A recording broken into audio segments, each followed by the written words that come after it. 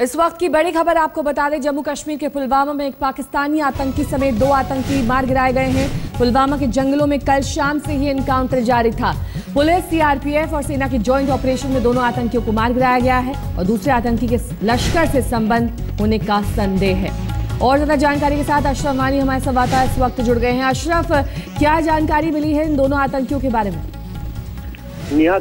कल शाम को ये मुठभेड़ शुरू हुई थी। पुलवामा के पास गुसू एक गांव है, वहां पर सुरक्षा बलों को जानकारी मिली थी कि वहां पर कुछ आतंकी छुपे हैं, जिसके बाद उस पूरे इलाके की घेराबंदी की गई थी। वहां पर तलाशी अभियान शुरू हुआ था और बीती रात जो है वहां पर एक घर में जो ये 2 आतंकी छुपे थे वहां पर गोलीबारी शुरू हुई, जिसमें ये दोनों आतंकी मारे गए हैं। एक जो है एक पाकिस्तान का रहने वाला है, जबकि दूसरा स्थानीय है और दोनों का संबंध लश्कर तैयबा से था। जी, और साथ ही अशरफ ये भी जानना चाहेंगे किस तरह से ये दोनों यहाँ पर काम कर रहे थे और किस तरह से इनके पाकिस्तान से संबंध होने के भी सबूत मिले हैं?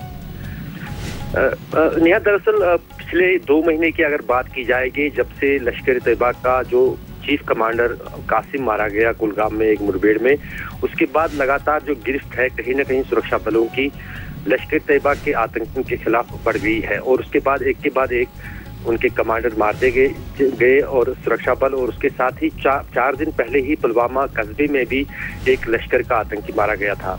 लेकिन जो ये कल 2 जो ये मारे गए हैं बीती रात को आतंकी, इनमें से इनके बारे में सुरक्षा बलों को पहले ही खबर थी कि उस गांव में छुपे हुए हैं। एक घर था जिसकी जानकारी सुरक्षा एजेंसियों के पास थी। उसके बाद पूरे इलाके की जब घेराबंदी की गई, घर घर तलाशी ली गई, उसके बाद एक घर से जो है गोली सुरक्षा बलों पर चली, जिसकी जवाबी कार्रवाई में ये दोनों जो हैं आतंकी मारे गए हैं। अब जो इनके मारे जाने से कहीं ना कहीं लश्कर के लिए बड़ा झटका है, क्योंकि उनके कई सारे कमांडर, कई सारे आतंकी पिछले 2 महीने के दौरान कश्मीर में अलग अलग मुठभेड़ों में मारे गए हैं।